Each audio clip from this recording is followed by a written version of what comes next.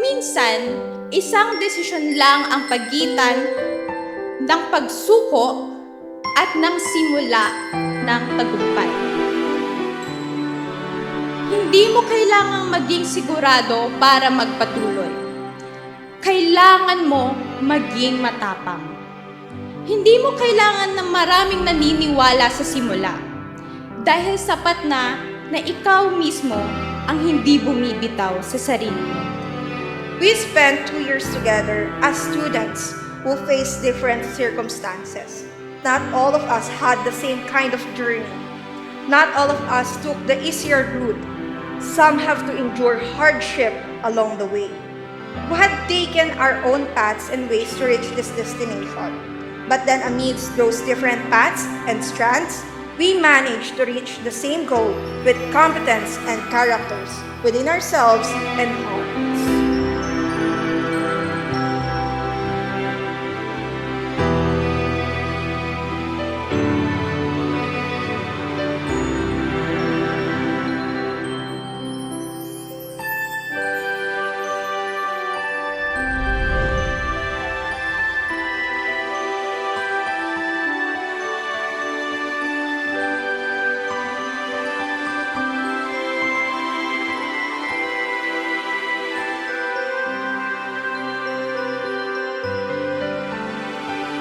They have satisfactorily completed all the requirements prescribed by the Department of Education and the standards of the institution. May I therefore request their confirmation for graduation. By the power vested in me by the Board of Trustees of Philippine Christian University, in accordance with the policies and standards of the Department of Education, I hereby confirm the graduation effective this school year 2025-2026 of the senior high school. Congratulations to all of you.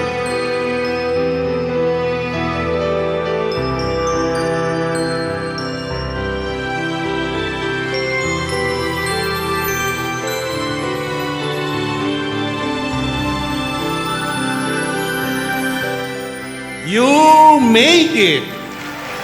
Woo! As you step out of this hall,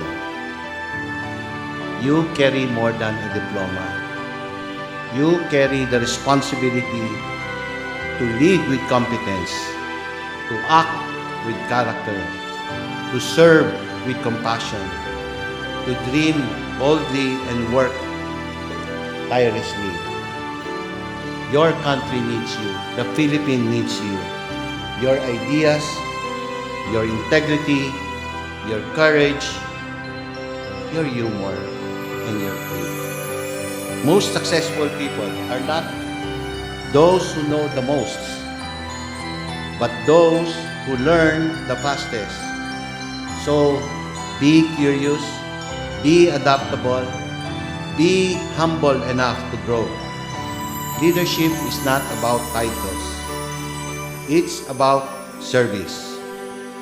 Mama, Nanat Halon, Papa Ricky Halon, maaari ko po maghilingin na tumayo kayo. Gusto ko pong makita kayo ng lahat dahil kayo ang dahilan kung bakit nandito ako ngayon. Hindi man tayo mayaman sa pera, pero hindi kailanman naging kulang ang pagmamahal ninyo. At sa bawat pagod, sa bawat luha na tinago nyo, ito na po yung bunga. Ma, Pa, nandito na po ako. Mga graduates, marami pa kayong tatahaking landas. Kaya, kayo ay inaabisuhan ko na maging matapang, sundan ang yapak ng inyong mga magulang.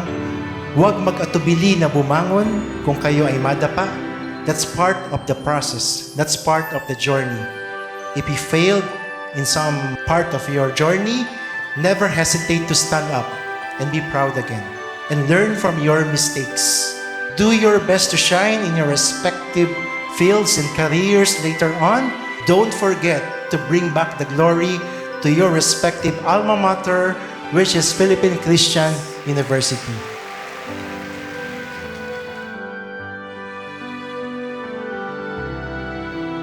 Now, this is the time for you to be proud of yourself. Because finally, after surviving the days where you are trying to be the best and stay present all the time, all of those moments and hard work has been repaid today. And now you deserve the best recognition for all of the hard work not anyone knows, but deep inside you only know. That's why may I request all of the students to pat their shoulders while saying, proud ako sa'yo.